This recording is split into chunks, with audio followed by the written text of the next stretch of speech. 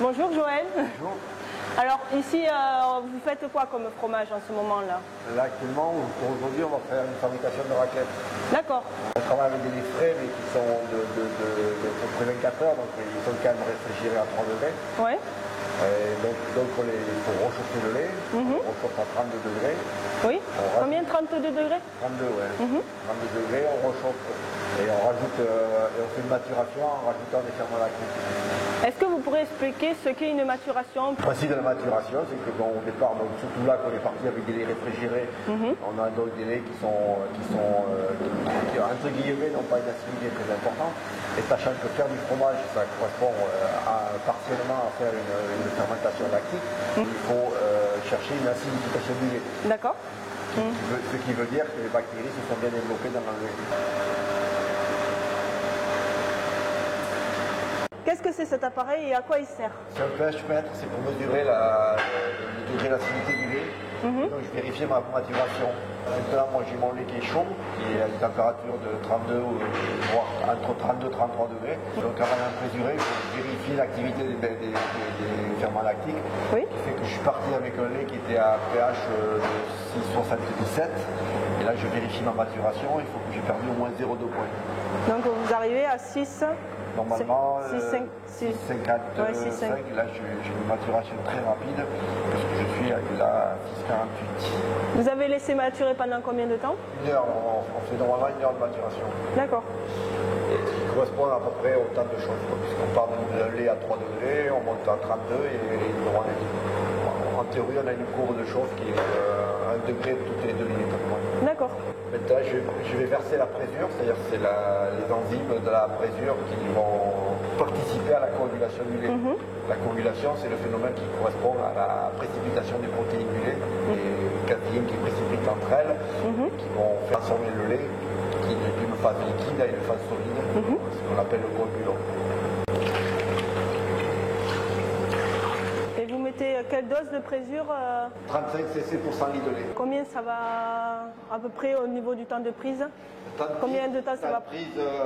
En théorie, la temps de prise 15 minutes et on fait un durcissement aussi de 15 minutes qui fait un temps de coagulation optimum de 30 minutes. Je vérifie mon coagulant, ce qu'on appelle le durcissement, puisque comme je vais lancer mes outils pour casser ce coagulant et faire le grain de fromage, il faut que ce coagulant il soit ferme sans être trop ni pas assez, quoi.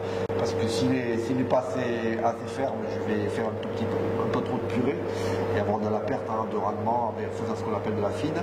Et par contre, si j'attends trop, que j'ai trop durci, je vais avoir du mal à faire mon grain de fromage.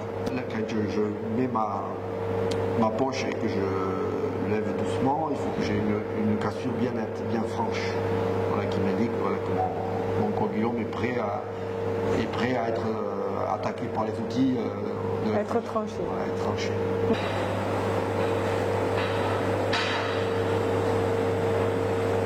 Pour de la raclette, on fait un petit maïs. D'accord.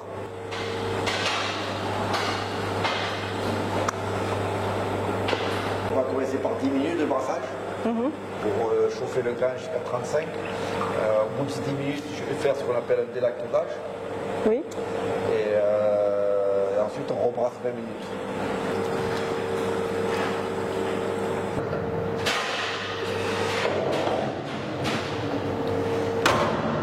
Le fait d'avoir tranché, faire le grain de fromage, bon, bien sûr, on a déjà évacué une grande partie de l'eau sous forme de lactosérum.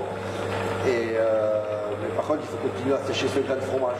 Donc, pour le sécher, l'action de séchage, il y a trois principes. Un principe mécanique de brassage, de façon à ce que le grain reste bien aéré et que les grains ne se collent pas les uns aux autres, ce qui va empêcher, gêner l'évacuation du sérum. Une action de chauffe et l'action d'acidification, les bactéries qui continuent à consommer le lactose qui est encore dans le fromage et ce lactose qui est évacué donc, dans l'eau sous forme d'acide lactique. D'accord. Donc par ces trois principes, on va continuer à sécher notre grain de fromage. La caractéristique du fromage d'aujourd'hui, du type raclette, c'est qu'on fait ce qu'on appelle un délactosage. C'est-à-dire que le but, c'est de ralentir l'acidification toute façon, c'est que le fromage se déminéralise pas trop vite. Ça veut dire quoi, se déminéraliser? Au fur et à mesure que le fromage s'acidifie, il se déminéralise dans le temps. C'est-à-dire que le calcium part aussi avec l'acide lactique. Ça joue sur le type de pâte qu'on peut obtenir. D'accord. Un fromage qui se déminéralise très vite, c'est des fromages qui vont être plus cassants, ce qu'on fait avec la tombe. Et alors que des fromages si on met des fromages à pâte beaucoup plus souple, avec du liant, comme pour la raclette, il faut qu'ils restent assez minéralisés. Il faut éviter la déminéralisation. Et donc pour ça, il y a plusieurs techniques, dont de lactosage. On enlève une partie du sérum et on la remplace par de l'eau. Et le fait de mettre de l'eau, on lave le grain de fromage et on élimine une partie du lactose, ça bloque l'acidification. Quel litrage d'eau vous allez mettre? Nous, on a de lactose sur la cuve de 2400 litres, j'enlève 600 litres et je rajoute 600 litres. D'accord. À peu près, ça fait à peu près 25%.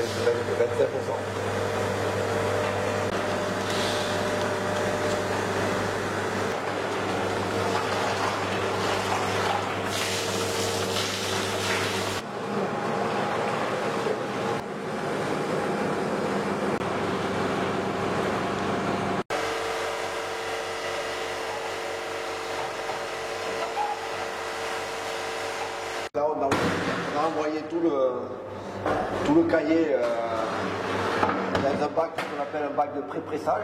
Le but, c'est de faire une grosse galette de fromage où il y ait le moins d'oxygène possible. Si on laisse de l'oxygène dans le fromage, cet oxygène, après, quand le fromage va être en affinage, ça peut provoquer des phénomènes de reprise de fermentation et d'oxydation qui vont donner des goûts d'amertume au fromage. Donc pour une bonne raclette, il ne faut pas qu'il y ait d'ouverture. D'où le pré-pressage. D'où le pré-pressage.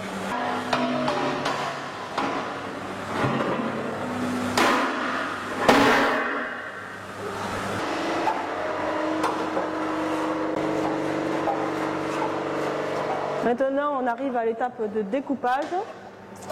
Ouais, donc je vais couper ma galette en blocs. Donc, oui, on voit que vous avez des traces pour couper au bon endroit. En 40 blocs. Chaque bloc après va aller dans un moule.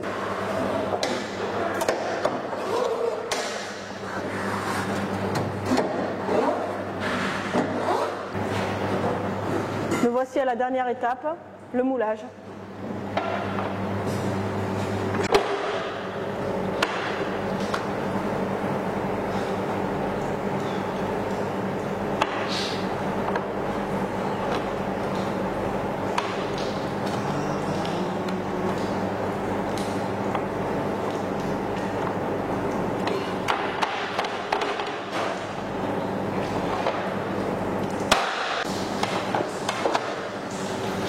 Là, on fait un premier pressage d'à peu près 1 heure, le temps de faire des lavages. Et ensuite, on va les retourner.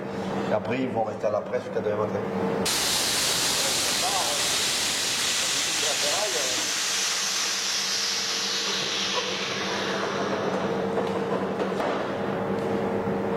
Là, vous avez mis à presser. Dans 1 heure, vous allez retourner les fromages. Après, qu'est-ce que vous en faites? Mais ils vont rester là tout cet après-midi, toute cette nuit. Et donc à J+1 demain matin, on va les démouler et les saler. Ils sont salés en cave. Sur les deux faces ou comme... Le matin, on sale une face. Et après, on les retourne, on sale l'autre face. D'accord.